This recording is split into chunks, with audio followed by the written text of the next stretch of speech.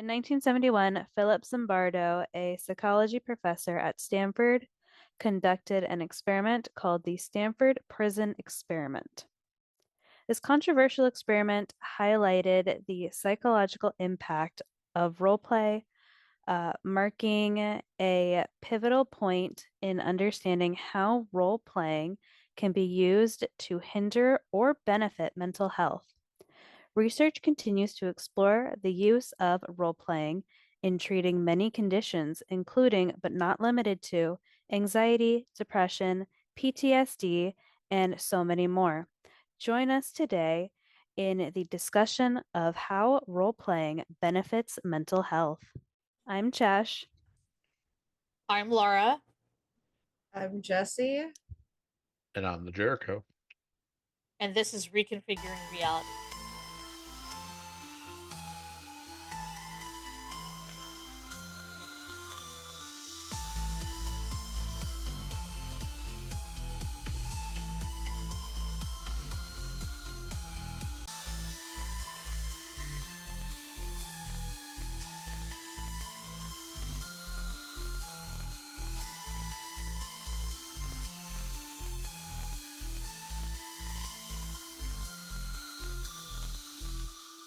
So, what do we know about the benefits of role playing?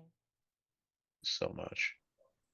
You know, it's funny too. When we discussed doing the benefits of role playing for mental health, I immediately thought of like D&D and Rifts and other role play like that. I But then, thought sexual role play. Oh, ERP, Jesus Christ, Josh, of right? course. Well, because a lot of people do like sexual role play, like it's a release, it's an escape kind of thing. Yeah, Not like video game wise. I'm talking like actual like people physically with each other. right. And then I remembered that psychologists and psychiatrists actually do role play in therapy sessions. Mm-hmm. And I was like, Yeah. okay, well, that makes more sense to me now. It Well, is because handy. there was a movie I was watching. I can't remember. I think it was one of the Bad Mom movies where they go to like therapy in the first one. And the therapist does sit there and she's like, okay, well, the wife act like the husband, husband act like the wife, like to show what each person sees the other person as. Mm-hmm. So, I mean, yeah, role play is very helpful in therapy. It helps put like a perspective and a point of view that the other person may not be seeing. Like And I, this bitch crazy. and I know that all of you have been to a psychologist at one point, right? Huh? Hmm. Allegedly. Have Allegedly. Allegedly. have any of you ever done role playing in your session? Negative there, Ghost Rider. I have not. I think I did it for somebody else, but not for my session. Okay, I'm surprised, Jess, that they didn't introduce role You playing, gotta realize I sit there and downplay everything with my psychologists. which is not right. I know. Should not be doing. Because, we don't want the rubber room. I don't know. Right now the rubber room seems pretty good. They I can't help mean, you then if you're don't not being downplay it. honest. They're not going to be able to help you if you're not being honest. Also, If just to She's right. clarify, since I was the one who came up with the idea for this episode, it wasn't role playing, it's role playing games specifically. Like I use role playing as a broader term, but I was more specifically talking about the benefits of role playing games. However, we So, can discuss role playing as a general, but it's a completely separate set of topic at that point. so are you talking about like Like Dungeons and Dragons, for example. see what I okay. initially thought. Yeah, okay. So I was right then. Well, but there is a psychological point, and I mean, there are therapists that suggest things like D&D because D&D is able to stimulate the creative side and a more positive side of your brain, which of course releases, the happy hormones and everything that you want. So it helps with depression and anxiety. It can, but it can help in even broader scope than that. It helps with things like improving social skills, decreased isolation. It can help with people with autism who struggle to understand like emotional and societal cues. It gives them a safe place where they can make mistakes and not be judged as harshly as they would in the real life. Mhm. And then I sit and think about GTA RP, and I just want to be like, that's not a mental health benefit at all. Nope. All of Yeah, our that psycho is asses in one place? dumb No. people doing dumb things. I mean, it's a mental health benefit if you enjoy people hitting on you constantly, but no. I also think in that aspect it depends on the type of persona you're trying to Mm-hmm. pull off in RP. Mm-hmm. Because even in like I've seen clips. I've never had a successful D&D campaign because everybody always fails after like 2 or 3 Sessions. I sessions. I So will I've play never. D&D with you if you teach me how to play. I don't even know how to play. Oh gosh. That's the thing. Like, Jericho. Yeah, I so don't think he has the patience Oh my for God, us. that's definitely a podcast He's thing. he's actually quite patient. It doesn't Like, seem like it, but he is. so I He's an I amazing DM. so don't be I spreading around love bad rumors. so I love RuPaul's Drag Race, and I actually found that 4 of my favorite queens actually are on this is it D20 or something like that. Oh, no, no, This no. I have the thing. I have that you Yeah, sent it to me. Let me find it. they're actually like role playing D&D characters, and I'm just sitting there watching it and I'm like, see, this looks like it's so much fun. Like, Mm-hmm. you have a goal, you don't know the story, which actually excites me more than anything. Give me But one it's second. I'll But just have it you pulled that could up. go either way, though. That could go either way. but you get the freedom to kind of be who you feel you can't be Uh huh. because of Oh, societal norms and look. stuff like that too, So though. In you my are correct. It is Dimension 20. If anybody wants to, any of our listeners want to look it up, it is D20. It's Queens on a Quest. Okay, and then there's that podcast, Dungeons and Daddies. I'm gonna plug Heck them yeah. because they're fucking phenomenal. But I need um, to get back into listening to them. we have to finish it too. But like you say that you can be whoever you want to be, and it's funny because the most successful campaign that I had in Dungeons and Dragons, one of my favorite campaigns, my character was a 6'2" female who was strong and very athletic. I need to see the Viewers, baby. viewers, I am only 4'10" in real life, and I am round, so not athletic. I am round. I am round. I Round. really wish you didn't describe yourself as round. Me That was too. fantastic. But I mean, it makes me smile. I am round. So yes, I got to play someone tall. I was actually tall for once in my life. Now, You're tall in my book. in the campaign of Rifts that we're currently playing, I am an immortal uh a squirrel. So So height is not an issue. I am the size of a real squirrel. So, but yeah, I love that. yeah, I think role playing all depends on two. Not all depends on, but it definitely depends on heavily the dungeon master and how much work they put into it. So Sure. I don't that I'm not sure about because I've never done never one. successfully campaigned a He campaign. I've never successfully been through a campaign. I think for me the thought of just in a way you get to escape reality to a point, like you for that hour, 2 hour, 3 hour, or even if it's GTA role play, you're not really thinking about maybe things that are stressing you out or causing issues and stuff like that, and it's kind of like a nice escape. Escapism is what a lot of people's hobbies really are, right?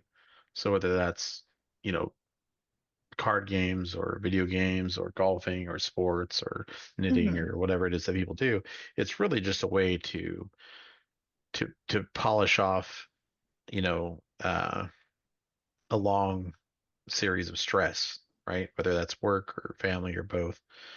I mean, sure, people love doing things, they love doing things, but like a lot of us just to have hobbies or things that distract us, right? That's why people love spending hours scrolling on their phone, because they get to see little interesting tidbits rapid fired at them. It just kind of lets their brain shut off in a way for a Mhm. few hours, right? And it's just another way to escape from the responsibilities of life and things that may be stressing you out. Which is beneficial at times. Well, this is what I was talking about, and why I wanted to talk about this. People with mental issues especially benefit, um, or can benefit greatly from role playing, because it allows them the freedom to explore parts of themselves and of reality that can be difficult and challenging to navigate. So, if they're not sure how, for example, let's say social skills, right, is a big one for people with like Asperger's syndrome and a lot of autistic people. Just being quote unquote normal, right, and fitting into society is a challenging ask for even a person without any mental disabilities. Now you're coupled with additional disabilities, it becomes very polarizing, because people aren't necessarily being mean, but they don't know how to handle people like that.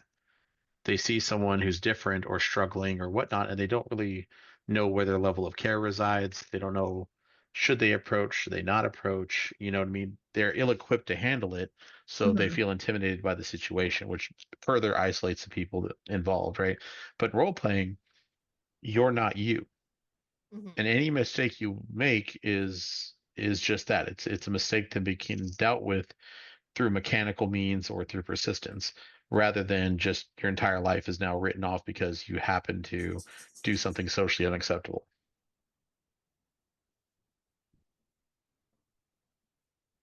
There's also Correct. other mental health benefits as well. For example, Alzheimer's patients have shown to have reduced symptoms and have stronger memories and recollection while role playing, because as their mind naturally wants to drift, they have to focus to remember their characters and the practice to remember what they were doing, or there where we often forget parts of our life, even us with really good memories, simply because it's mundane. You know what I mean? Like, you just don't think about it. I didn't concentrate on what I had for breakfast 3 days ago, right?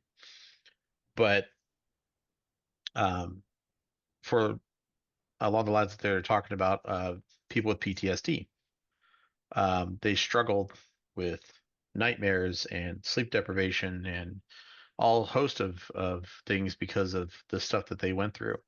And traditional psychotherapy wasn't helping.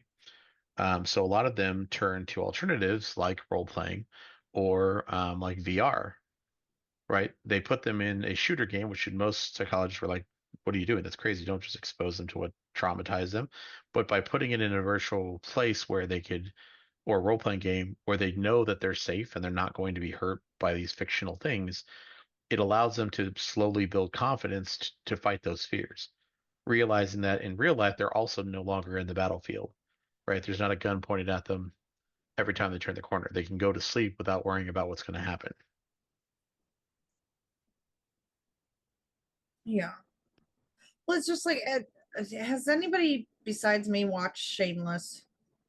I've seen some I've seen it. episodes. So Sheila. So you're talking about how how she had, what is it, agoraphobia, where she can't leave the house. She's deathly afraid to Agoraphobia. leave her house. So what they would do is they would give her like the VR, and she would just act like she's going to the grocery store. So it puts them in a safe environment where if they do have like agoraphobia, oh my god, I can't even talk right now. My brain's so fried. Stuff like that, it gives them a safe environment where they can role play to the point where maybe it's not real life stuff like we do. Like, we don't do real life role play. We do, I don't know. I'm not a freaking, I'm not in a gang, but I play a gang member. Gross. You mean you're not a criminal in real life? No, I I mean, mean, I'm criminally Shocking. insane, but I mean, does that count? No. that definitely counts. But no, it's just, for me, it's one of those things where it's, I don't know. Like I go through spats. Like right now, I'm in one of my spats where I don't want to game with anyone. I game by myself right now. I read. I do other things. It's just that point in the year for me where I don't want to socialize with anyone. Is it seasonal? Yeah, give me about another month or two, and I'll be back at it. You could even ask Bubba because he'll sit there. He just messages me morning, asks how my day is, and knows okay.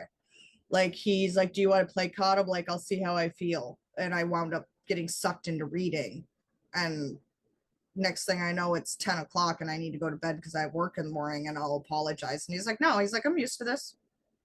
Huh. He's like, "I just make sure I check on you every day and let you be."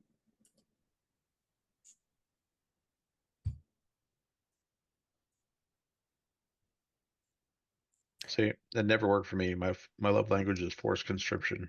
So But no, I don't. I think for me personally, I have a more beneficial relationship with not role playing games for my mental health because you can even ask Chesh.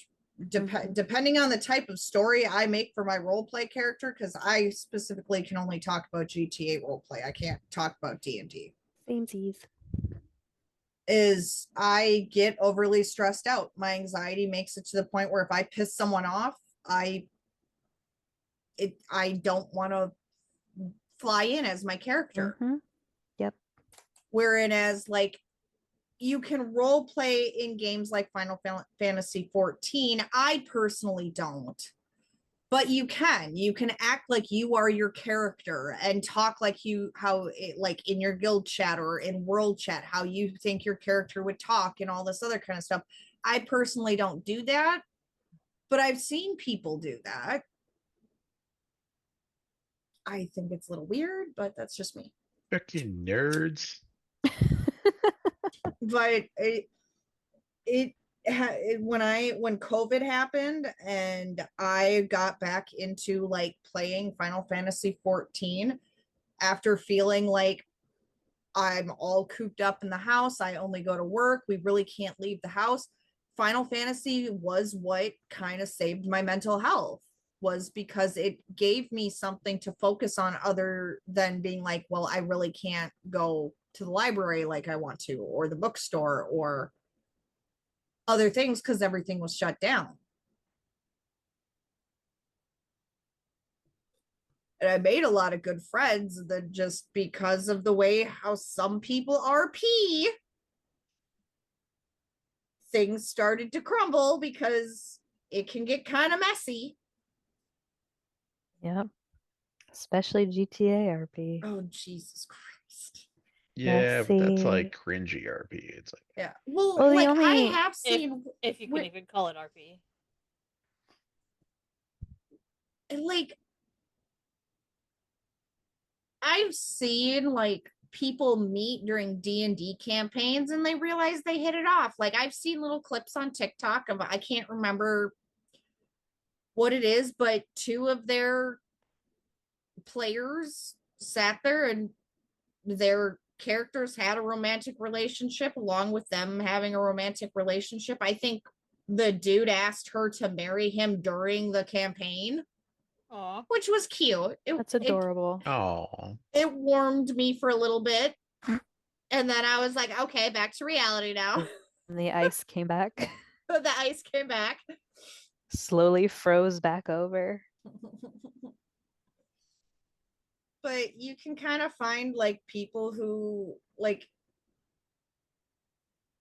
you can relate to a lot more in those kind of situations because you meet them when they're overly eccentric, let's say, or they're this, that, or another thing, and you can kind of sit there and get to know them a lot easier online because you're all playing a character at first, and then your real lives start to come in a little bit more and you start to open up towards people, and you actually start making some real friends that have common interests, that aren't sitting there and trying to be a specific way to fit into society standards. Well, Fuck that's like I said, society. one of the many good things about role playing is that I've always said people often are their own worst enemy. They get in their way of themselves more often than they help.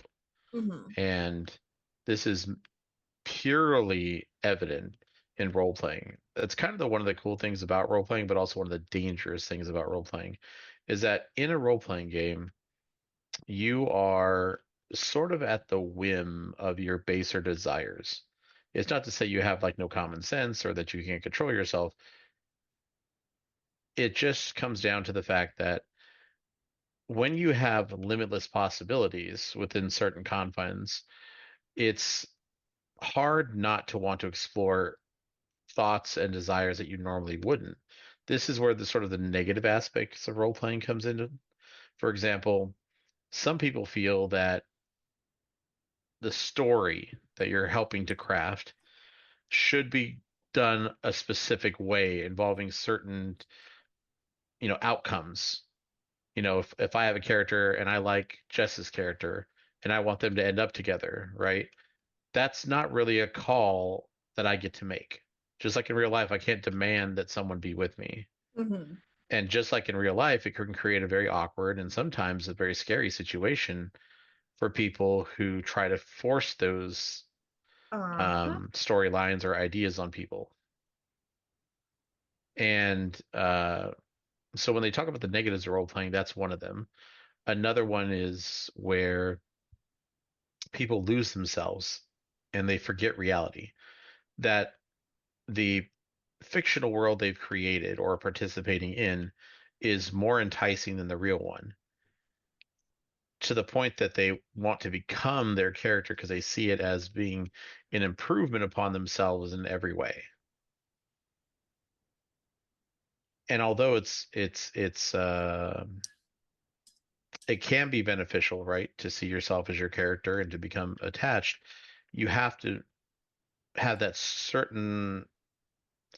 You have to know where reality starts Yeah, and you can't lose fantasy ends. yourself in it, right? Yeah. Now, when I have people craft characters who really want to get in it, they really like the game, they say, how do I really, like go to that next level? How do I really get so attached? Because they hear stories of people where they've cried about their characters dying and they've had beautiful love stories and families and histories and all this kind of stuff. And they want that, but don't understand how to get it, right? And I tell them it's it's less about playing things that aren't you and more about playing things that are you. So instead of Mm-hmm. just, I want to be a fighter because I think fighters sound cool and I want to hit people with a sword, you take a piece of yourself. So you take one aspect of your personality. If you like, cooking, for example, right? So you take that and that becomes the core of the character and then you build around it. So yes, you're still playing a fighter, but maybe the reason they're fighting all these monsters is because they want to be the world's greatest chef. So they're going on these dangerous expeditions to find rare meats from rare monsters or rare, ingredients ingredients. scattered around a place that no one can normally get to because it's just so deadly, right? Like their love of cooking becomes how they talk, how they think, their goals, their motivations. They're not just, I want to hit something and get gold or money. It's, I have a goal. I have a purpose. I want to do all these things. Now, what if their goal is to just make a lot of money? Well, there's people who do that too. Okay. But again, that's whatever it is that is the core of your character that you want to focus on. That's what you focus on. Greed, power, lust, envy, rage, wrath, whatever it is, you pick one emotion and then you go from there. It's not to say your character is limited to only being like a one note machine. It's just you need the core, the kernel of their being to be something recognizable within yourself, even if it's a small piece of you, because that's where the role playing part comes in. As you begin to craft this character, you won't necessarily have all the things written out. Some people do, some people don't. But you'll start to get into situations where if you're playing just a random character, you might say, well, I don't know what I should do. I've got like a bow and I've got this, I've got that, but like you don't you're trying to find the right answer as if you're playing a video game or like a puzzle game, but it's not about that. What would your character do? And you're like, well, my character wouldn't put up with this shit, man. Fuck this. I ain't risking my neck for all this. Then there's your answer. Yeah. You come across a situation that you deem ridiculously dangerous, and your answer is, hey, appreciate being on the team, but I'm not dying for any of you. I'm I getting the think fuck out of here. I think it's important to note too that this is a good way to problem solve within your own mind too.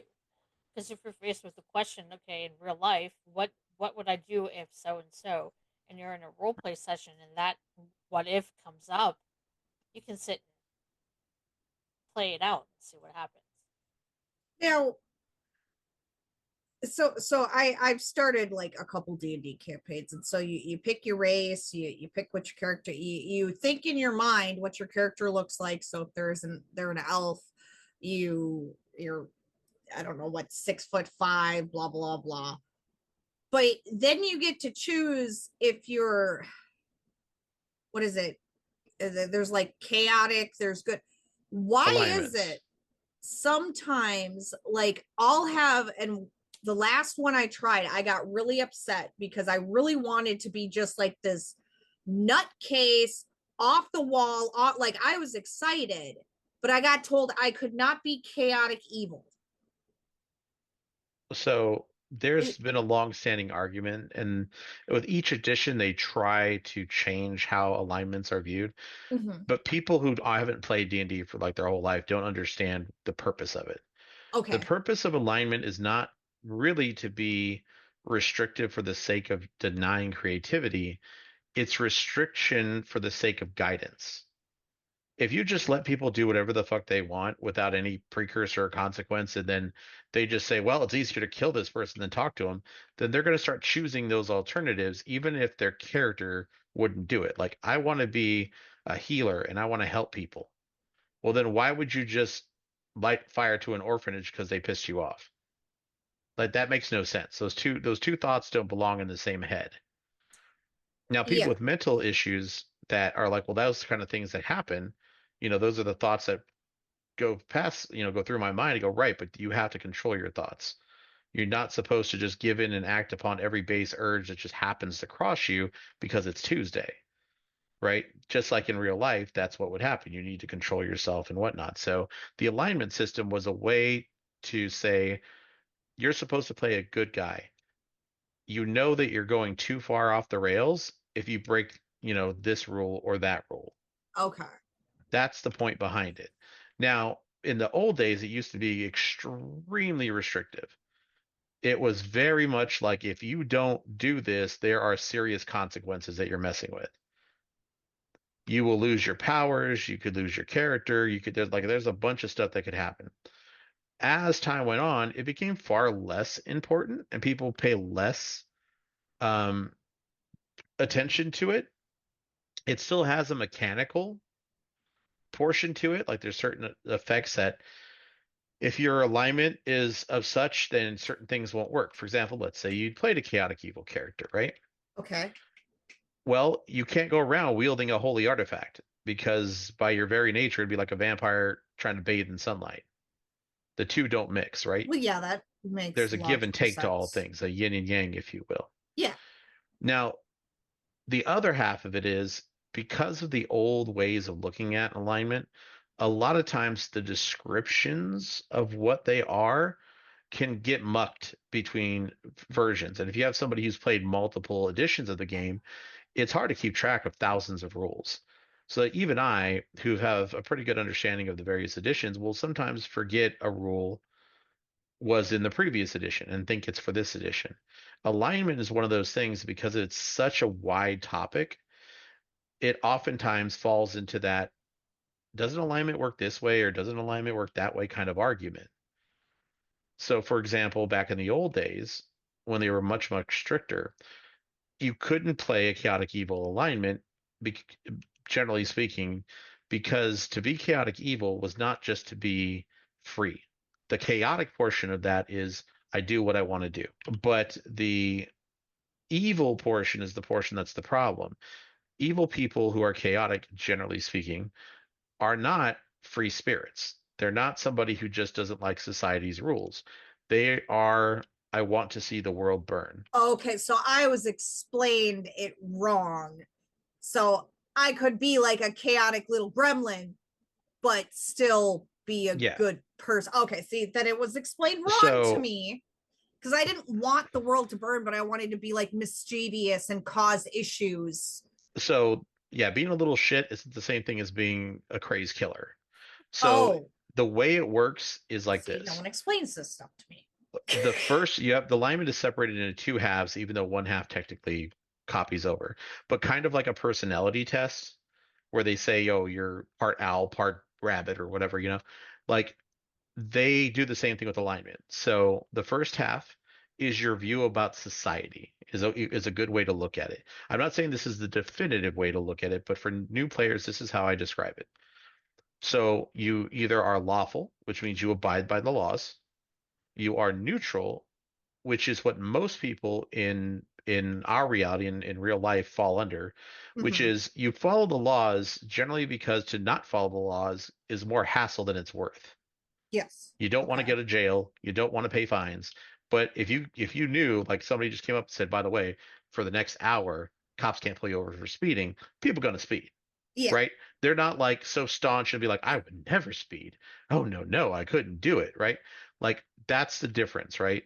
And then chaotic is fuck laws. We don't need them.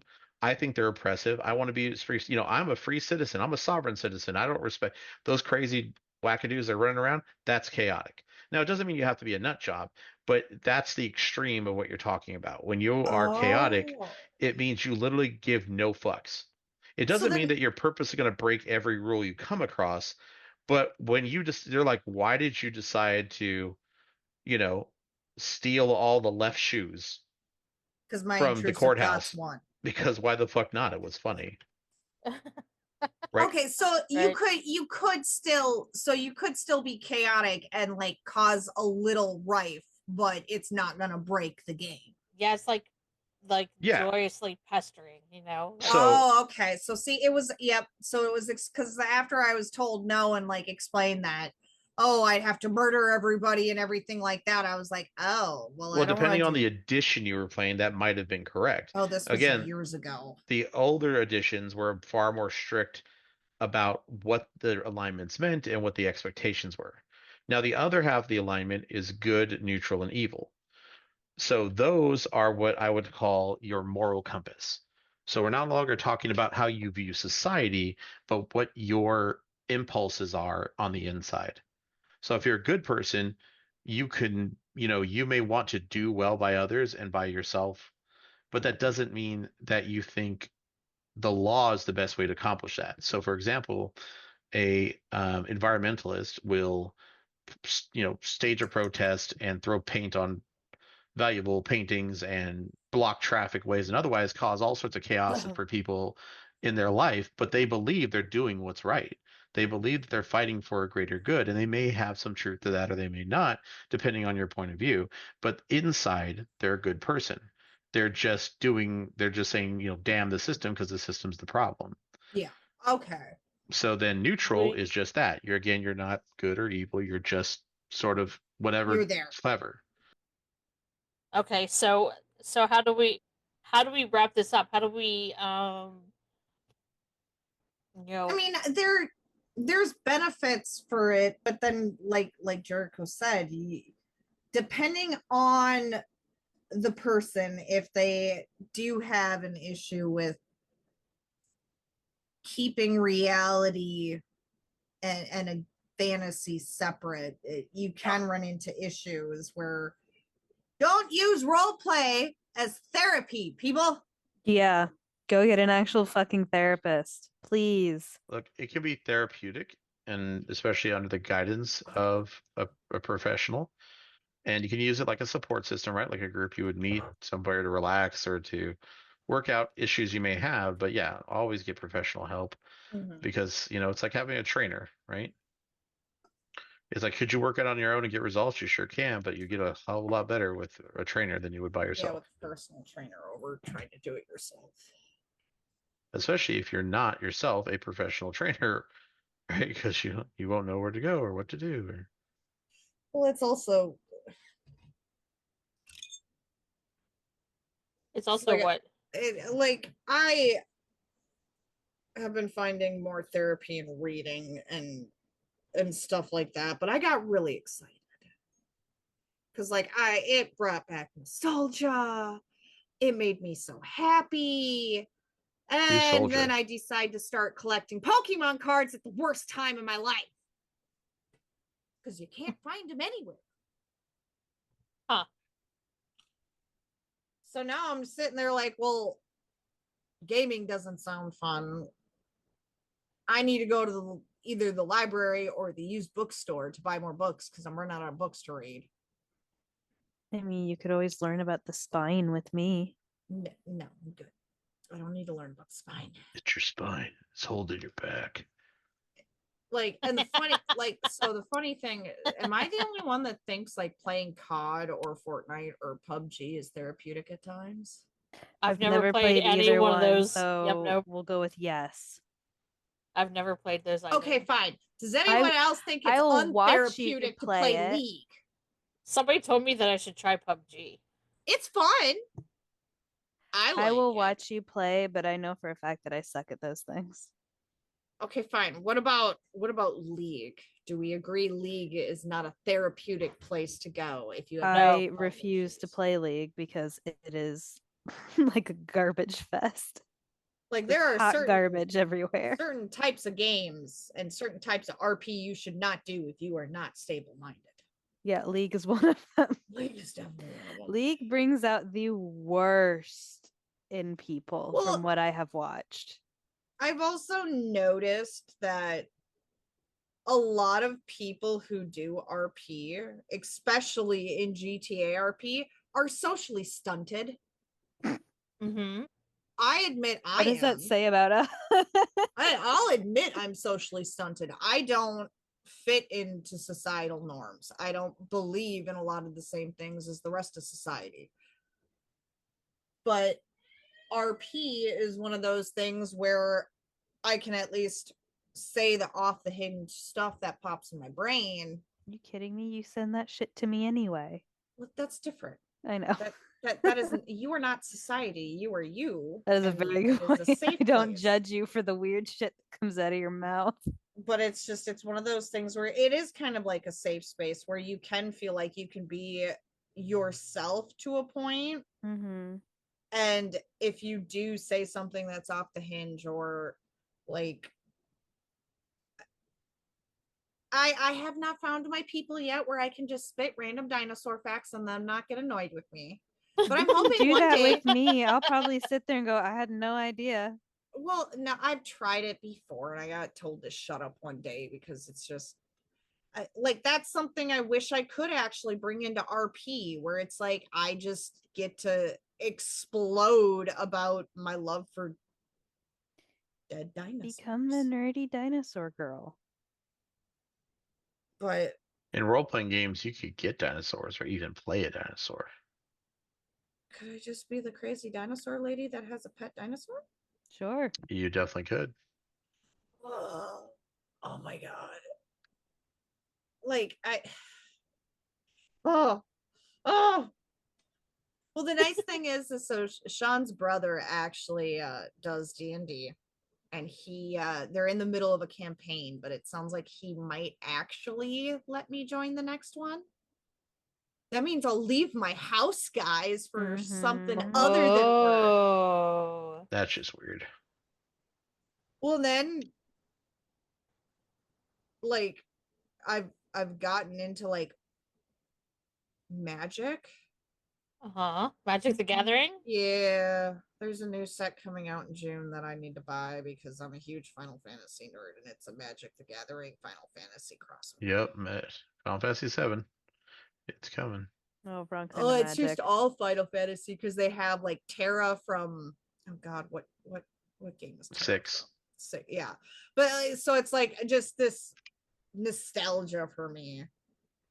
But I've been trying to learn, like I've been watching these like how-to videos. I can't comprehend it. So one of the card shops was like, hey, we do D&D nights, so I might maybe join like a noob D&D night There you go. and stuff like that, just to kind of get the hang of it. But it's always something I wanted to do, like especially in high school. Like I remember, because what, D&D's been around since the 80s at least, hasn't it? Oh yeah, Like Yeah. before. 60s. Oh, Yeah, 60, way seriously? before. Yep. Holy. Okay, I didn't realize it was that old. Oh Part yeah. of the reason why I only knew it was in the 80s was because of Stranger Things. Because they do D&D. Now when you guys role play, do you actually like I want to make interject real quick. Yes. D&D first edition was released in 1974. Oh, okay. Now, do you guys make your sets? Or like how do you guys do it? Because I've seen places where like they will spend months just designing like the set. So it depends. So back in the day, I still prefer to role play in person. However, because of COVID and everything, they changed the dynamics of how people do stuff, right? And schedules and things and kids, it makes it hard the Yeah. older you get. So instead, we often do it online now. And I will do maps so that people can see and they'll have their characters and their token, they move around. A lot of times we do theater mind, meaning we just talk and do it in our imagination as opposed to having like a visual representation all the time. Okay. So it's a combination. It isn't necessarily one or the other. And it just also depends on your prerogative, right? Some people have a lot of the miniatures. That's a really fun part of the hobby for them, is actually creating all these like Wait, worlds you and can do things in miniature, like, miniature. oh. So I like I want. could sit there and like make a clay figure of a squirrel for Laura and she would use that as her person? Yes, Mhm. Potentially, Oh. yes. Okay. I actually want to learn how to paint minis. Like that's one of my Oh, it's interests. fun. It can Yeah. get expensive though. Yeah, so As you can tell, I go through a lot of hobbies. The only one that's stuck so far is knitting and diamond painting. I do both of those too. But no, the only thing that concerns me sometimes about people in RP and mental health is you can get those people who are predatory and can kind of like sniff out the weakest link. I shouldn't say weakest link, but vulnerable people who are looking just for a place to belong, and very bad things can happen. I I know agree. firsthand experience. I will say the one benefit of role play that has helped me is a lot of people that if I met them in real life, I probably like if I met them out on the street, wouldn't have even stopped to have a conversation with them. Well, Jess, Yes. we met playing GTA RP. Yes. Yes. Yes. Your question? I met all of you guys playing GTA RP. Yes, and I knew Chesh from a different gaming community. Yes, ma'am. And I met Jericho playing video games. God, I need a life. I'm just kidding. Little bit. Well, it's just like He Who Shall Not Be Named was a totally different person after I saw how he RP'd and the type of people he surrounded himself. Because you got to realize that person, I never was like really in a Discord call or anything. We would just jump on, message each other on League, and use the ping system and stuff like that. Like there was not much like sitting in voice calls and stuff until after like a year or two, and then yeah, but they were a totally different person than 10 years later and shit hit the fan.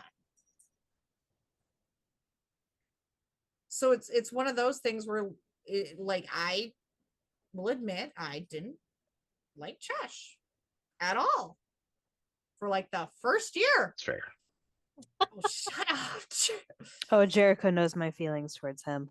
And that's the thing. Like I did not like her at all whatsoever. I was standoffish with Laura. I hated Jericho. I wanted nothing to do with him. That's like an agreed upon thing with some of us. But yet, how many years later, we all tolerate each other. I like that we use the word tolerate. Jericho tolerates me and Chesh because Laura loves us. Mm-hmm. Deals. And he loves me. That I do. Exactly. That's why he loves you, and he deals with our dumbasses once every 2 weeks. If not more. If not more. But like I will admit, you do make some great friendships, but then you also do meet a majority of people where you're like, if I saw you in real life, I'd punch you in the face. Yeah. To be fair, you can sum that up with a lot of people. Well, yeah, but I don't, even before like I started RPing or like heavily gaming, I didn't even really leave my house then. I'd sit on my deck and read, or I'd go for a walk, or my anxiety wasn't as bad, and my anxiety's gotten a lot better where I do leave my house a lot more. Yeah, it may just to be to walk to the corner store and back. It's progress. But it's progress. And some people look at me and they're like, that, well, all of your friends are still online. I was like, okay, and those people, like, if I had a freakish meltdown and they were not busy at all, or even if they were in the middle of a ranked game, if I said, hey, I really need to talk to someone, I'm afraid something stupid is going to happen, they drop it. Whereas anyone I know that lives within even an hour vicinity of me would be like, oh, well, yeah, I'd either won't get a response, won't get the phone picked up, or, well, let me finish what I'm doing. Right. Well, I mean, we've had situations like that. You know what I mean? I definitely think that my friendships and relationships made through like RP and meeting everybody are a lot closer and stronger than any relationship that I have like IRL. I think partly it's because we don't have those walls up. I agree with you. It is very much because when you meet people like face to face, it's the okay, well, these are my walls, these are my boundaries. I don't trust you, but we've gotten to take the time and the months and the years that, most people don't get physically and just meet each other personality wise. At the same time, we have to be careful too online, because are these people that we're playing games with just playing a role? Yeah, well, and that's why I like when I start to get comfortable with someone playing something other than RP. Because then you kind of can see how they are outside of their RP character, their D&D character. It's time to bring Dobby back. Oh god. but like that's the thing. Like, do they still have the same type of sense of humor? Do they still have the same type of personality? I've seen people who do change from their RP character to who they actually like fully really are. Then I do know some people who maybe their RP character is how they really are in real life, but I'm like, how do you function like that? It's hard. It's really difficult. How do you function like that? Well, like I sit there, and even like drag is kind of in a way it's role playing. You are playing a character. And I'm just sitting there, I was like, if you guys talked like that in real, like in your everyday, you're going to work. I mean, there are successful drag queens where they literally live in drag. Good for them. But it is a form of role playing in my eyes. Am I wrong to think that, or I don't think so. I don't think so at all. Well, I don't think it's a bad way to see it, right? Mhm. If that's how you choose to view it. I think a lot of people would be offended by it, only because it starts to dabble into what is real versus what is fake. Like, is a trans person more of a real person than a drag queen? Like, a lot of drag queens like dressing as women and they know they are men. They don't dispute that they are men, but they say they feel more at home being a woman. But they also don't identify as trans. So where does that fall in the spectrum of gender and all of oh, that, I don't right? mean But it that I've way. So also if I offend heard anyone, I some drag apologize. queens say that when they put on their drag, it is a character. You know, Yeah, a lot of them somebody could do. have the name of, I don't fucking know, unicorn tits or some shit like that, Wow. and be in their full drag and performing, and then take it all off, and that persona or whoever that character Melts is away and goes away, and Charlie comes out, or it's like Latrice Royale. No, that's not her name. Trixie Mattel. That's what I'm thinking I of. love Trixie. She is abs like hilarious to a fault, is who she is, but she's not somebody that kind of differentiates her personality between being in drag and not being in drag. Mhm. You have drag queens like that where there's no difference between the person. Then you have people who, yes, it's a character, it's a persona. So it This is how I depends make on money. the drag queen. Yes, 100%. Okay. I didn't mean to. If I offended anyone, I'm sorry. She's I not didn't mean sorry. it as an offense. She It was just that's how I understood it from like seeing specific queens on RuPaul's Drag Race say, She said, "Cancel me, bitch! I dare you." "There's no such thing as canceling." Go ahead. You heard her. Come at her. Full bore. Brush tackle. But no, Anyways, there are also people that find, kind of creating a character and doing drag, because there are straight men that do drag, there are straight women that do drag as well. Just as much as there, trans people or gay people, everybody kind of does their own variation of it. But it gives them a release, a sense of freedom. I can be who I want to see myself being. But you could also think of role play as like stage performance. I used to dance and I competed. We got made up, hair done, makeup done, costumes on, and you take on like the music or like theater. Oh, theater kids were big into RP back in the day. So, I mean, RP is in pretty much like anything and everything. Hell, you lip syncing in your car and pretending, you're having your own Oh, concert or honey, whatever. I don't lip sync, I was gonna say I I don't know lip you don't, sync there. but you guys know what I mean. Like having your own, like in your head, either you're in the shower, you're in your car, or you're dancing in your underwear in your bedroom. Doesn't matter. You have your own concert going. You have your own audience. Let's Wait, what why you you want. watching? Do you got cameras in my room or You something? know I do. No, but she makes a valid point, and that is that role playing is in our nature. A lot of people are like, "Oh, no, I'd never role play, whatever." When you're a child, that's playing pretend is role playing. Hmm. That's all it is. Like, it's just role playing for adults, right? Um, and I think anything that allows you to grasp a bit of that childlike wonder from back in the day can be a magical thing for a lot of people. That's why some adults, right, are Disney adults. They lose their mind over Goofy and Donald and all this kind of stuff. And it's like, what are you, 60 and you're still flipping out about this? Because to them, that's their piece of their happiest moment and the happiest time in their life is being in Disneyland and those characters and cartoons and the movies they grew up on.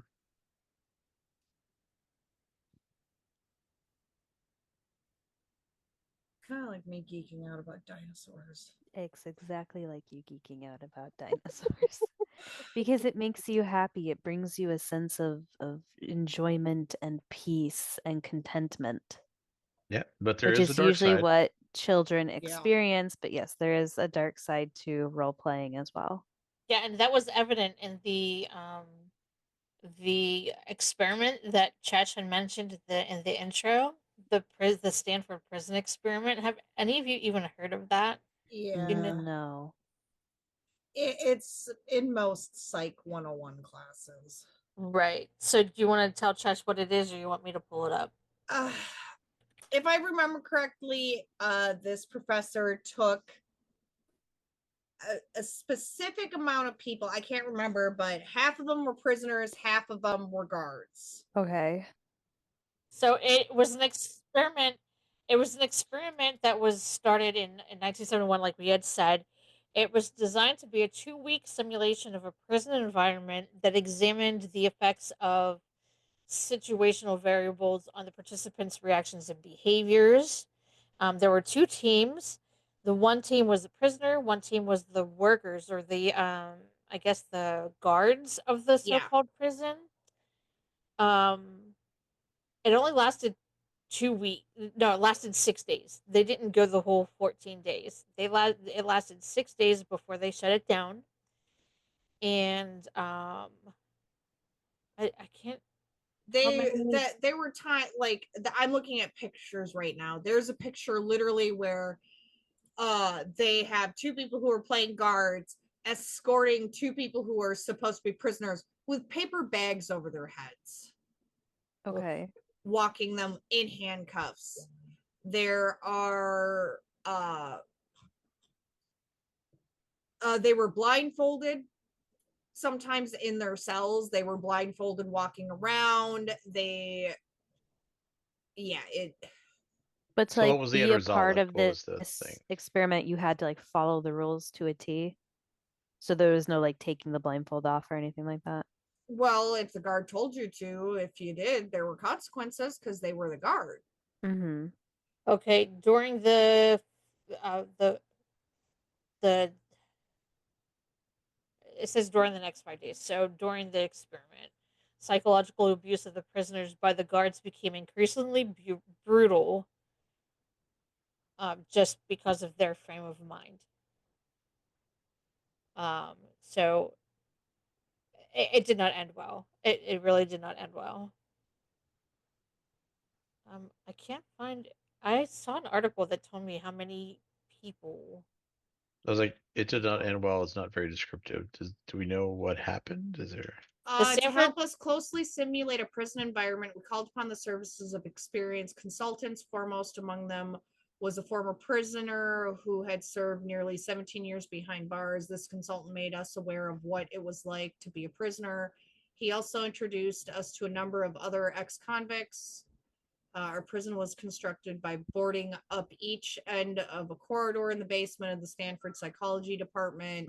this here says though that the experiment demonstrated how social roles and situations can influence human behavior. Yeah, guards became cruel and because they lorded their power over prisoners.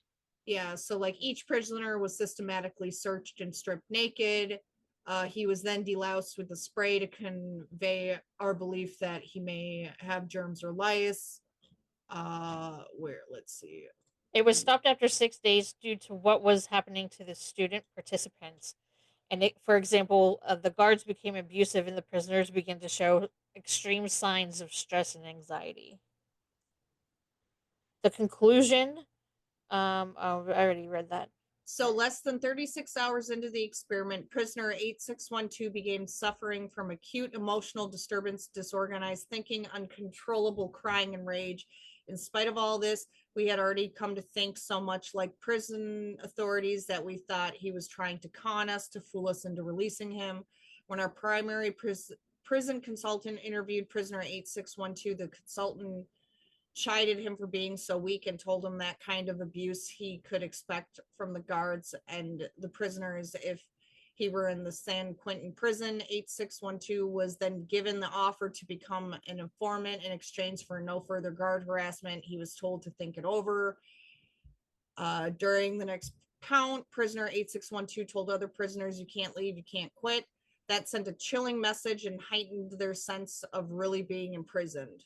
8612 then began to act crazy, to scream, to curse, to go into a rage that seemed out of control. It took quite a while before we became convinced that he was really suffering and that we had to release him.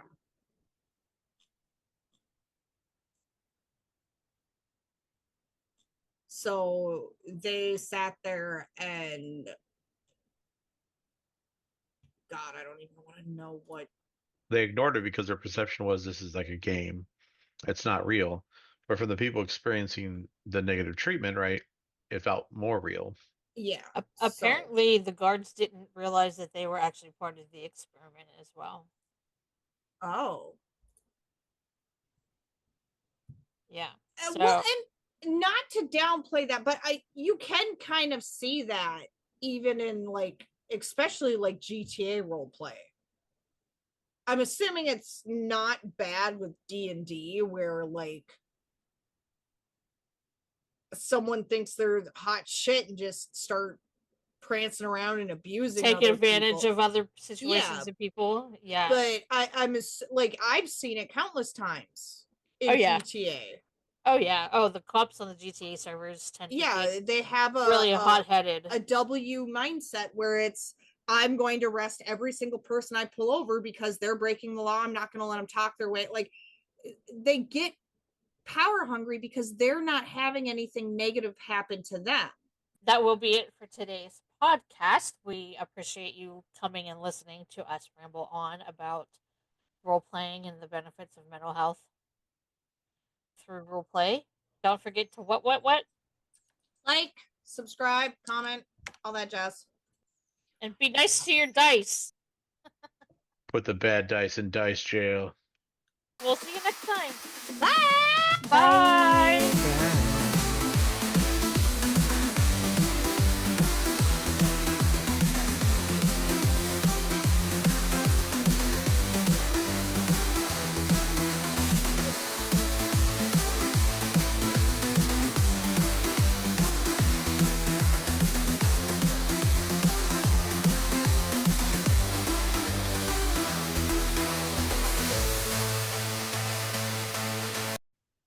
Yes, Jesse, it is a D&D reference because you roll dice to make your saves and whatnot.